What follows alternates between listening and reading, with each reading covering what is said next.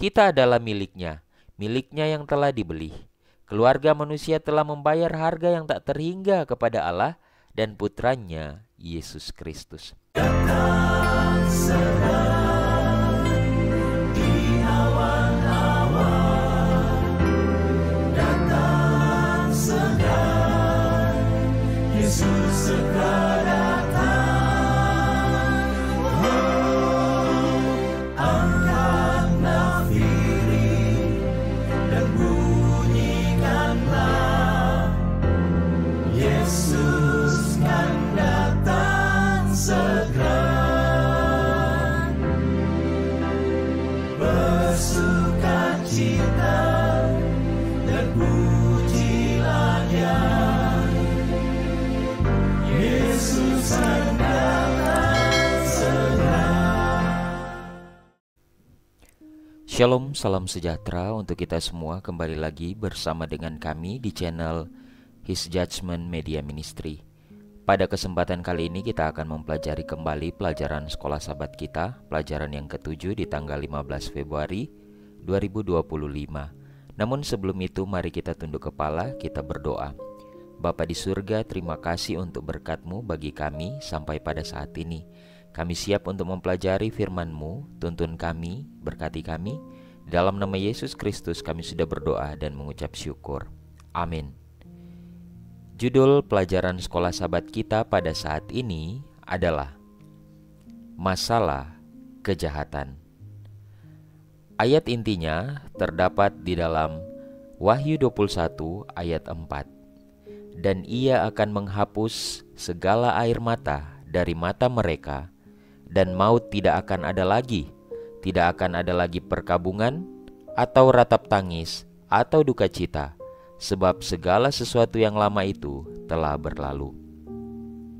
Saudara-saudaraku yang diberkati oleh Tuhan, berkat Alkitab, kita tahu banyak tentang asal-usul kejahatan, perkembangannya di bumi ini, dan pada akhirnya seperti apa. Lucifer, malaikat yang sempurna, memberontak terhadap pemerintahan Tuhan yang sempurna. Ia memperoleh kekuasaan atas bumi berkat pelanggaran Adam dan Hawa. Setelah berabad-abad berkuasa, kita tahu bahwa kejahatan akhirnya akan lenyap. Namun, mengetahui semua ini adalah satu hal, dan menghadapi kejahatan dan dampaknya yang mengerikan setiap hari adalah hal yang lain. Mengapa Tuhan mengizinkan kejahatan? Mengapa Dia masih mengizinkannya? Hingga kini, setelah kemenangan Yesus Kristus di kayu salib, berapa lama lagi kita akan terus hidup dengan kejahatan? Pada pelajaran kita pada minggu ini kita akan belajar mengenai kejahatan dari sudut pandang manusia, dan kemudian yang kedua, kejahatan dari sudut pandang Allah atau Tuhan. Jawaban ilahi untuk pertanyaan manusia dan apakah layak untuk terus bersikap baik. Kemudian dari sudut pandang ilahi kita akan belajar mengenai kejahatan, kasih, dan kebebasan. Dan kemudian akhir dari kejahatan. Mari kita pelajari pelajaran kita. Kejahatan dari sudut pandang manusia. Jawaban Tuhan atas pertanyaan manusia dalam Mazmur 35 ayat 17. Sampai berapa lama Tuhan Engkau memandangi saja? Selamatkanlah jiwaku dari perusakan mereka, nyawaku dari singa-singa muda. Banyak pertanyaan yang muncul dalam benak kita ketika kita dihadapkan dengan akibat dari kejahatan. Apakah benar mempertanyakan Tuhan dalam masalah ini? Para nabi melakukannya, dan mereka menerima jawaban yang mengejutkan dan tak terduga. Contohnya Yeremia. Dalam Yeremia 12 ayat 1, dia memberikan pertanyaan, "Engkau selalu benar Tuhan, ketika saya membawa suatu kasus ke hadapan Anda. Namun aku ingin berbicara kepadamu tentang keadilanmu. Mengapakah jalan orang fasik makmur? Mengapakah semua orang yang tidak setia hidup dengan iman?" Kemudian Tuhan menjawab, "Jika engkau telah berpacu dengan orang berjalan kaki dan mereka telah membuatmu kelelahan, bagaimana engkau dapat bersaing dengan kuda? Jika engkau tersandung di negeri yang aman, bagaimanakah engkau akan hidup di hutan belukar di tepi sungai Yordan?" Yeremia 12 ayat 5. Kemudian Habakuk. Berapa lama lagi Tuhan aku harus berseru meminta pertolongan, tetapi Engkau tidak mendengarkan? Atau berseru kepadamu kekerasan, tetapi Engkau tidak menyelamatkan? Dalam Habakuk pasal 1 ayat 2. Jawabannya, karena wahyu itu menunggu saat yang ditentukan. Itu berbicara tentang akhir dan tidak akan terbukti salah. Meskipun itu bertahan, tunggulah. Itu pasti akan datang dan tidak akan menunda. Habakuk 2 ayat 3. Jadi dalam setiap pertanyaan-pertanyaan manusia, itu semua berproses dan Tuhan akan menjawab setiap pertanyaan kita. Dan pada akhirnya itu adalah hal yang paling terbaik yang Tuhan berikan bagi kita. Kemudian Daud, dia bertanya dalam Mazmur 35 ayat 17, Tuhan, sampai kapan Engkau akan melihat ini? Selamatkanlah jiwaku dari kehancuran mereka, hidupku dari singa-singa. Tuhan memberikan jawaban dalam Mazmur 35 ayat 27. Biarlah mereka bersorak-sorai dan bersukacita, hai semua orang yang mendukung keadilanku. Biarlah mereka senantiasa berkata, Tuhan itu besar sebab Ia mencintai kesejahteraan hambanya. Jadi seruan pertanyaan yang diberikan oleh Daud pada akhirnya menjawab apa yang menjadi pertanyaannya, bahwa Tuhan akan selalu berlaku adil dan Tuhan akan senantiasa mencintai umat-umatnya. Kemudian para martir, dan mereka berseru dengan suara nyaring, katanya, berapa lama lagi ya Tuhan yang kudus dan benar? Engkau tidak menghakimi dan tidak membalaskan darah kami kepada mereka yang diam di bumi.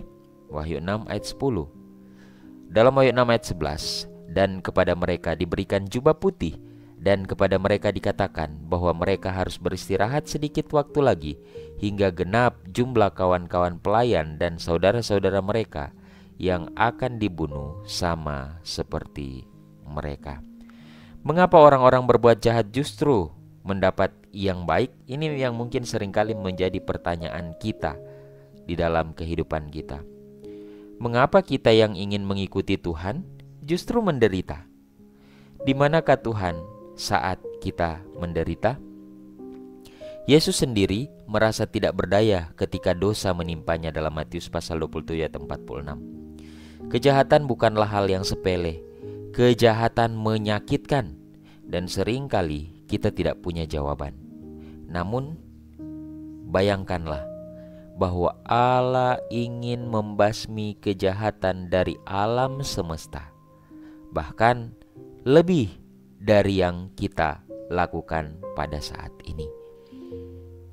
Saudara-saudaraku yang diberkati oleh Tuhan, seperti halnya para nabi, para martir, semua bertanya tentang keadaan mereka. Namun pada akhirnya Tuhan menjawab apa yang menjadi pertanyaan mereka. Sama seperti kita pada saat ini, kita sering bertanya tentang kehidupan kita. Mengapa Tuhan? Kenapa Tuhan? Pada akhirnya kita harus mengerti bahwa Tuhan akan membasmi setiap kejahatan dari alam semesta ini, sehingga kita akan berseru bahwa ternyata Tuhan itu sungguh amat baik. Dalam pekerjaan, manusia sering bertanya, manusia yang lahir dari seorang wanita hidupnya sedikit dan penuh kesusahan. Mengapa orang fasik tetap hidup, bertambah tua dan bertambah berkuasa? Dalam Ayub 38 ayat 2 dan 4, siapakah dia yang dapat mengaburkan rencana-rencanaku dengan kata-kata yang tidak berpengetahuan? Di manakah engkau ketika aku meletakkan dasar bumi? Katakanlah kepadaku jika engkau mengerti. Saudara-saudaraku, apakah kita mampu mengetahui apa yang diketahui Tuhan? Dapatkah kita meminta pertanggungjawaban Tuhan atas hal-hal yang tidak kita ketahui? Apakah kita mampu menangani kejahatan dan konsekuensinya lebih daripada Tuhan sendiri? Ayub, siapakah ini, katamu, yang menggelapkan keputusanku tanpa pengetahuan? Aku tahu bahwa aku telah berbicara tentang hal-hal yang tidak ku mengerti, tentang hal-hal yang terlalu ajaib bagiku untuk dipahami. Ayub 40 ayat 3. Sampai kejahatan diberantas, kita tidak akan memahaminya. Kita harus percaya pada kebaikan ilahi. Saudara-saudaraku, sama halnya Ayub ketika dia bertanya, Tuhan katakan, di manakah engkau ketika aku meletakkan dasar bumi? Artinya, kita tidak bisa melampaui pemikiran Tuhan. Kita tidak tahu apa yang Tuhan akan buat. Yang kita hanya tahu adalah Dia merencanakan rancangan yang terbaik, bukan? Dan pada akhirnya, sama seperti Ayub, kita akan mengatakan kepada Tuhan bahwa kita tidak mengerti. Terlalu ajaib bagi kita untuk memahami apa yang Tuhan inginkan. Dan kita akan memberikan jawaban yang terbaik ketika seluruh kejahatan di atas dunia ini diberantas oleh Tuhan sendiri. Apakah layak untuk kita menjadi baik? Mazmur 73 ayat 13. Sia-sia sama sekali aku mempertahankan hati yang bersih dan membasuh tanganku, tanda tak bersalah. Melihat orang-orang yang berbuat jahat menjadi makmur, sementara dia sendiri menderita meskipun dia berusaha berbuat baik, Asaf bertanya-tanya, apakah layak untuk terus berbuat baik? Ini yang mungkin seringkali juga menjadi pertanyaan kita. Ketika kita melakukan hal-hal yang baik, namun ketika kita melihat orang-orang melakukan hal-hal yang tidak baik, tidak benar, mereka terus diberkati, dan kita melakukan hal-hal yang baik tapi tidak seperti mereka, kita mulai bertanya, apakah saya harus melakukan hal-hal yang baik ini? Lebih baik saya seperti mereka. Seringkali terjadi pemikiran-pemikiran yang seperti ini. Saat kita berjalan di jalan, kita hanya melihat apa yang ada di sekitar kita. Namun, jika kita berada di helikopter, kita dapat melihat apa yang terjadi di semua jalan yang berdekatan, bukan? Apa perspektif terbaik saat memutuskan arah yang akan dituju? Sekarang, coba kita bayangkan ketika kita dapat melihat segala sesuatu yang terjadi di seluruh dunia secara bersamaan, bahkan di masa mendatang. Bagaimana hal itu akan mengubah perspektif kita? Begitulah Allah. Dalam Yesaya 55 ayat 8-9. Kita tidak dapat memahami keputusannya karena kita tidak dapat melihat apa yang Tuhan sendiri lihat. Itulah sebabnya kita harus percaya kepada Tuhan. Ketika Asaf memandang dari sudut pandang yang dinyatakan di tempat kudus, ia berseru, "Aku begitu bodoh sehingga tidak mengerti. Engkau menuntun aku sesuai dengan keputusanmu, dan kemudian engkau akan menerima aku dalam kemuliaan. Adalah baik untuk mendekat kepada Allah." Mazmur 73 ayat 22-28. Saudara-saudaraku, apakah layak menjadi baik? Teruslah menjadi baik, karena itu menguntungkan kita. Kita tidak pernah mengerti apa yang Tuhan lihat. Mungkin apa yang kita rasakan saat ini Tuhan izinkan terjadi supaya kita belajar menjadi lebih kuat ke depan, supaya kita belajar menjadi orang-orang yang memiliki prioritas-prioritas ke depan. Jangan pernah menyerah, teruslah melakukan hal-hal yang benar. Pelajaran selanjutnya, kejahatan dari sudut pandang Tuhan. Kejahatan, kasih, dan kebebasan. Yosua 24 ayat 15. Tetapi jika kamu anggap tidak baik untuk beribadah kepada Tuhan, pilihlah pada hari ini kepada siapa kamu akan beribadah. Allah yang kepadanya nenek moyangmu beribadah di seberang sungai Efrat, atau Allah orang Amori yang negerinya kamu diami ini. Tetapi aku dan seisi rumahku, kami akan beribadah kepada Tuhan. Apakah Tuhan menciptakan kejahatan? Tentu saja tidak. Tuhan adalah kasih, dan kejahatan adalah lawan dari kasih. Makhluk yang di dalamnya kejahatan muncul adalah makhluk yang sempurna ketika diciptakan. Tidak ada kejahatan di dalamnya, Yeskiel 28 ayat 15. Namun, Lucifer, seperti Adam dan Hawa, memutuskan untuk melakukan kejahatan. Mereka memutuskan untuk tidak mempercayai Tuhan, meragukan kasih-Nya, dan tidak menaatinya. Kejadian 3 ayat 4 sampai 6. Jika Tuhan tidak memberi kita kemampuan untuk memutuskan apakah akan menaatinya atau tidak, kejahatan tidak akan ada. Namun, kasih juga tidak akan ada. Karena kasih atau cinta tidak dapat dipaksakan, tetapi harus diberikan dengan sukarela. Jadi tanpa kebebasan untuk memilih, kejahatan tidak akan ada. Namun, kasih juga tidak akan ada. Karena kasih itu tidak didapat atau tidak dapat dipaksakan. Tetapi kasih itu sendiri diberikan dengan sukarela. Saudara-saudaraku, dengan memberi mereka kesempatan untuk tidak menaatinya dengan memakan buah dari pohon tertentu, Allah memberikan orang tua kita anugerah berupa kasih yang sukarela, kemampuan untuk mengasihinya, atau sebaliknya, untuk bersembunyi darinya. Kita ingat peristiwa di Taman Eden ketika manusia jatuh ke dalam dosa. Mereka lari bersembunyi, dan disinilah Allah memberikan kasih-Nya. Dengan sukarela Dia datang mencari pilihan. Mereka menerima atau bersembunyi pada saat itu. Mereka bersembunyi.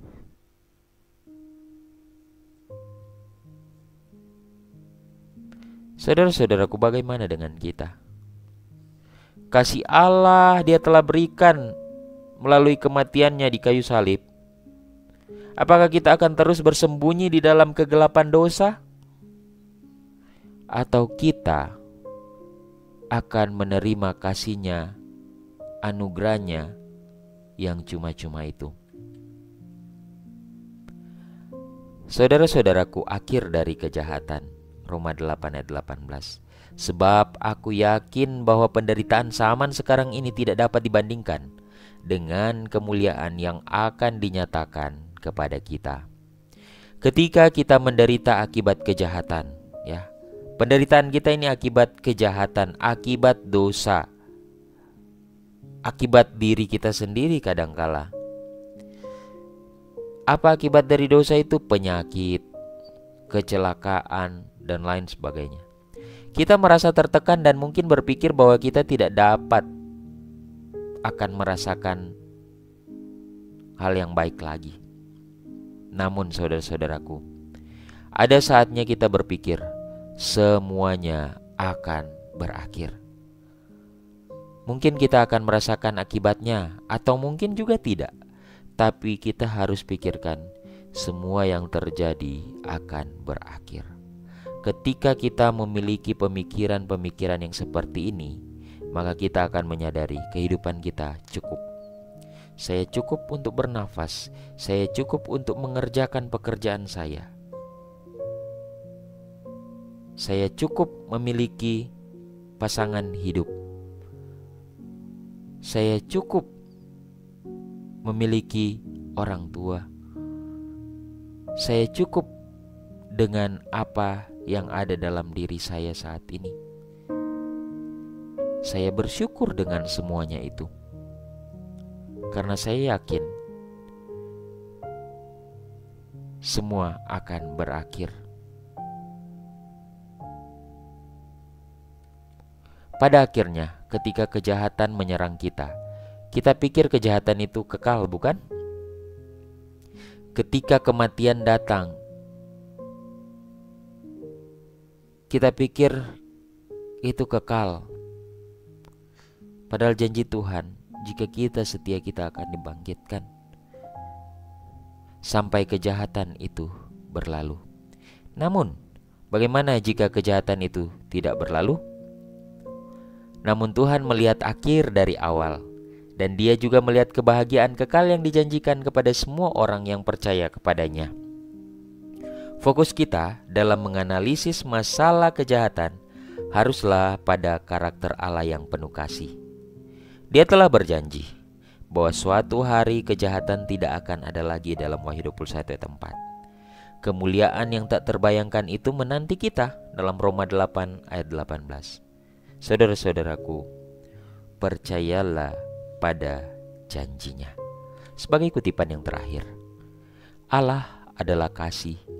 Kejahatan yang ada di dunia ini bukan berasal dari tangannya, tetapi dari musuh besar kita yang pekerjaannya selalu merusak manusia, melemahkan dan merusak kemampuannya. Namun Allah tidak meninggalkan kita dalam kehancuran yang disebabkan oleh kejatuhan. Kita adalah miliknya yang telah dibeli. Keluarga manusia telah membayar harga yang tak terhingga kepada Allah dan putranya Yesus Kristus. Kiranya lewat pelajaran sekolah sahabat kita pada saat ini boleh dapat menolong kita untuk lebih mengerti lagi segala sesuatu yang terjadi dalam kehidupan kita, dan lebih menguatkan iman kita untuk terus berserah kepada Tuhan, mengandalkan Tuhan, dan menyadari bahwa segala sesuatu yang terjadi di atas dunia ini akan berakhir, dan Tuhan akan memberikan kita kebahagiaan yang kekal. Mari kita tunduk kepala, kita berdoa. Bapa di surga, terima kasih untuk firman Tuhan melalui pelajaran sekolah sahabat. Kiranya ini boleh menjadi kekuatan dalam kehidupan kami, menjadi berkat, dan kiranya Tuhan akan menolong para pemirsa dimanapun mereka berada. Di dalam nama Yesus Kristus kami sudah berdoa dan mengucap syukur. Amin. Tuhan kiranya memberkati kita semua.